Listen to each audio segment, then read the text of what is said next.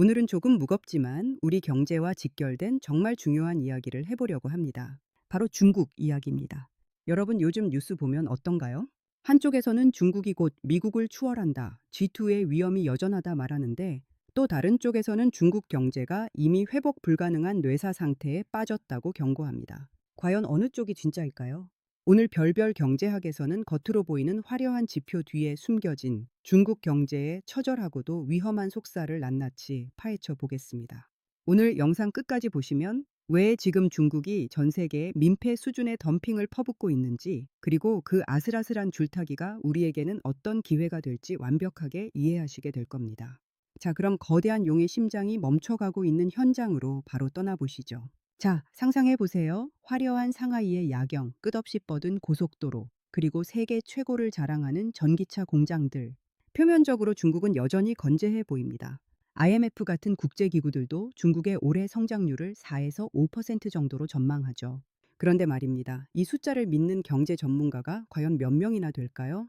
놀랍게도 중국의 경제 수장이었던 고 리커창 전 총리조차 생전에 이런 말을 했습니다.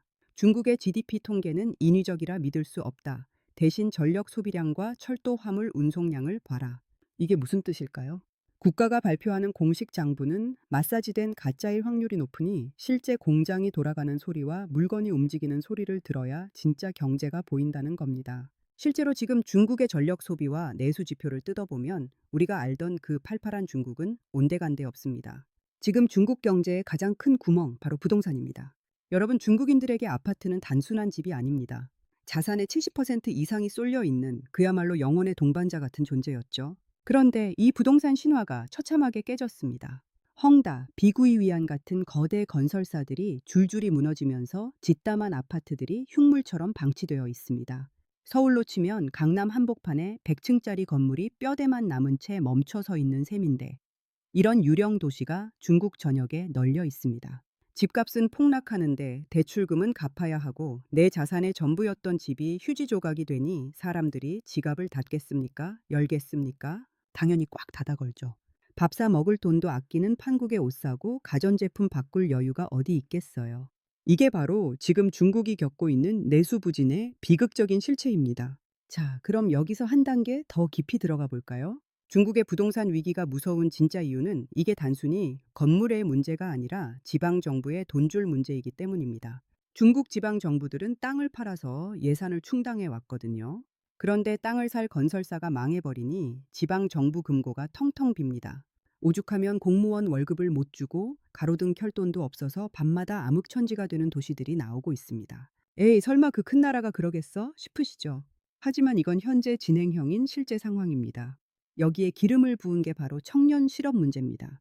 여러분들 전업 자녀라는 말 들어보셨나요? 취업이 안 돼서 부모님 집에서 집안일 도와주며 용돈 받아 생활하는 청년들을 일컫는 신조어입니다. 한때 중국 정부는 청년 실업률이 20%를 넘어가자 아예 통계 발표를 중단해버리기도 했습니다. 수치가 너무 충격적이라 가려버린 거죠.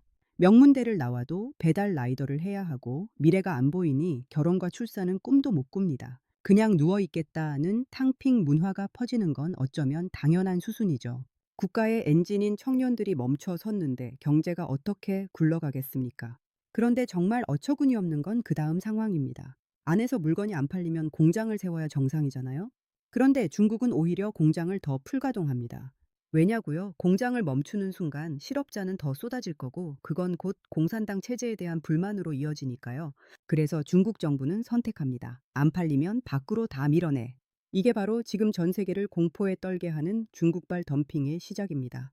철강, 화학, 그리고 요즘 제일 핫한 전기차와 배터리까지. 중국은 자기네 내수 시장에서 소화 안 되는 물량을 전 세계 시장의 헐값에 뿌리고 있습니다. 거의 원가 이하, 아니 마진을 포기한 수준으로요. 이건 비즈니스가 아니라 살기 위한 몸부림입니다. 다른 나라 기업들이 고사하든 말든 일단 내 앞가림부터 하겠다는 거죠. 알리, 테무 같은 초저가 쇼핑 플랫폼이 전 세계를 휩쓰는 것도 이 연장선에 있습니다.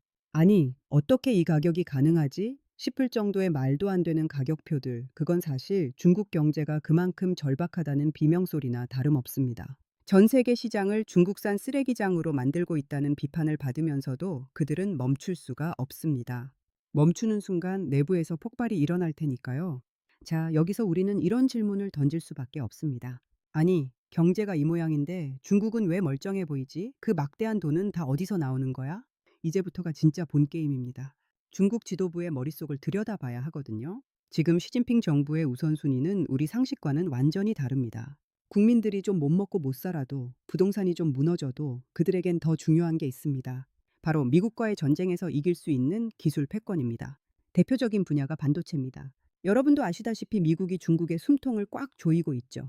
최첨단 반도체를 만드는 EUV 노광 장비 같은 건 중국 땅에 발도 못 붙이게 막아버렸습니다. 상식적으로 기술이 막히면 포기하거나 속도를 조절해야 하잖아요. 그런데 중국은 여기서 비정상적인 투자라는 승부수를 던집니다. SMIC 같은 중국 반도체 기업들을 보세요. 적자가 수조 원씩 나고 있는데도 설비 투자를 멈추지 않습니다. 정부가 그냥 돈을 퍼붓는 수준이 아니라 아예 쏟아붓고 있거든요. 기업의 매출액과 맞먹는 금액을 보조금으로 꽂아줍니다. 돈은 얼마든지 줄 테니 어떻게든 만들어내 라는 식입니다. 이건 자본주의 논리로는 설명이 안 되는 일종의 국가적 도박입니다. 생각해 보세요.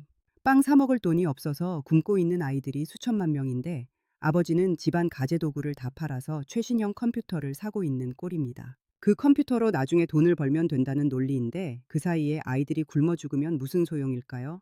지금 중국 경제가 딱 이 꼴입니다. AI, 전기차, 항공우주 분야에 들어가는 돈은 아끼지 않으면서 정작 국민들의 지갑을 채워줄 민생 대책은 뒷전입니다. 중국 지도부에게 인민의 희생은 국가의 위상 제고를 위한 필연적인 비용일 뿐입니다. 우리가 미국을 꺾고 세계 1등이 되면 다 해결된다는 일념으로 버티는 거죠. 하지만 여러분, 밑 빠진 독에 물 붓기에도 한계가 있는 법입니다. 내수가 죽어버린 상태에서 수출 덤핑만으로 그리고 정부의 보조금만으로 이 거대한 덩치를 얼마나 더 지탱할 수 있을까요? 전문가들은 지금 중국의 이런 행태를 좀비 경제라고 부릅니다. 죽었어야 할 기업들이 정부의 수혈로 억지로 숨만 붙이고 있고 그 좀비들이 전 세계 시장을 돌아다니며 정상적인 기업들까지 물어뜯고 있는 상황이니까요. 그럼 여기서 우리는 어떻게 해야 할까요? 중국이 무너지면 우리 경제도 끝장나는 거 아니냐고 걱정하시는 분들 많습니다. 맞습니다. 대중국 수출 비중이 높은 우리에게 중국의 침체는 분명 악재입니다. 우리 기업들의 공장이 중국에 있고 중간재를 많이 팔아야 하니까요. 특히 중국의 덤핑 공세는 우리 철강, 석유화학 산업에 직격탄을 날리고 있습니다. 가격 경쟁력에서 도저히 상대가 안 되거든요. 하지만 반대로 생각해 볼까요? 만약 미국이 대중 규제를 하지 않았다면, 그리고 중국 경제가 지금처럼 휘청이지 않았다면 어떻게 됐을까요?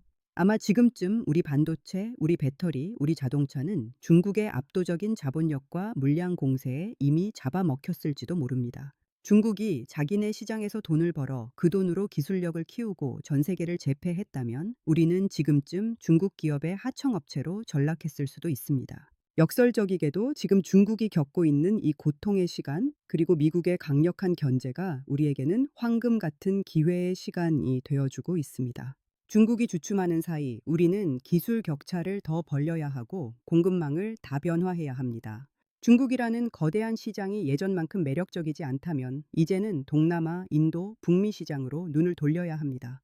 전문가들은 말합니다. 중국과의 기술 전쟁은 이제 100m 달리기가 아니라 마라톤이다. 우리가 이 마라톤에서 승리하려면 중국의 위기를 정확히 읽고 그들이 발을 헛디디는 순간을 우리의 도약대로 삼아야 합니다.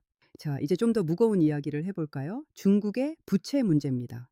여러분, 빚도 자산이라는 말 들어보셨죠? 하지만 그건 갚을 능력이 있을 때나 하는 소리입니다. 지금 중국의 부채 규모는 상상을 초월합니다. 특히 지방 정부들이 숨겨놓은 빚이 이른바 LGFB라는 이름의 그림자 금융 부채는 언제 터질지 모르는 시한폭탄입니다. 그 금액이 중국 전체 GDP의 절반을 넘는다는 분석도 있습니다. 만약 이 폭탄이 터진다면 2008년 미국의 리먼 브러더스 사태는 애들 장난처럼 보일 정도의 거대한 금융위기가 전 세계를 덮칠 겁니다. 중국 정부는 지금 이 폭탄의 타이머를 억지로 멈춰 세우고 있습니다. 빚을 빚으로 돌려막고 은행들에게 기업의 빚을 떠안으라고 강요하죠. 하지만 이건 근본적인 해결책이 아닙니다. 고름을 짜내지 않고 밴드만 계속 붙이고 있는 꼴이니까요. 안에서는 고름이 차올라 뼈까지 썩어가고 있는데 겉으로는 우리 아무 문제 없어 라고 웃으며 덤핑 물건을 팔고 있는 게 지금 중국의 모습입니다. 자, 오늘 별별 경제학에서 다룬 이 기막힌 이야기들 어떻게 들으셨나요? 중국 경제는 지금 겉으로는 화려한 불꽃놀이를 하고 있지만 안으로는 심장이 타들어가는 중입니다.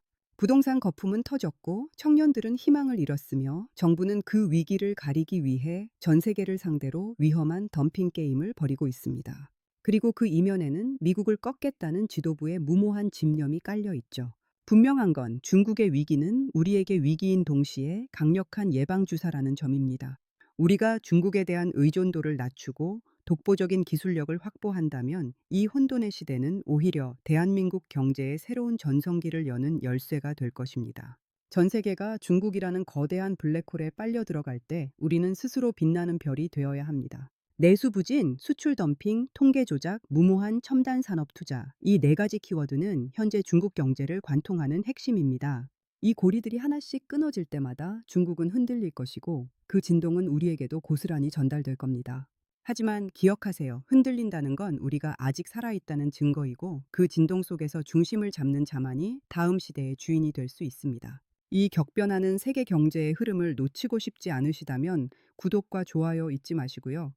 별별 경제학은 앞으로도 여러분의 경제적 해안을 넓혀줄 깊이 있는 통찰을 가지고 돌아오겠습니다. 여러분의 응원이 더 좋은 콘텐츠를 만드는 큰 힘이 됩니다. 댓글로 여러분의 생각도 자유롭게 남겨주세요. 여러분의 날카로운 분석을 기다리겠습니다.